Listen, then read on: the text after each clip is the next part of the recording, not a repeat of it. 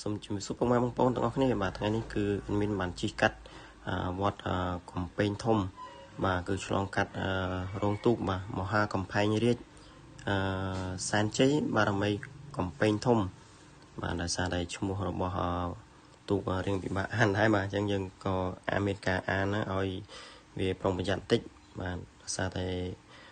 បងប្អូនបាទគាត់រិះគន់ថាខ្ញុំអានឈ្មោះទូកខុសបាទគឺមហាកំផែងបាទមហាកំផែងរាជសែនជ័យបារមីកំពែងធំបាទគឺទូកនេះបាទលឿនណាស់បាទគឺដូចជាទៅនៅខេត្តកញ្ចេះហ្នឹងគឺ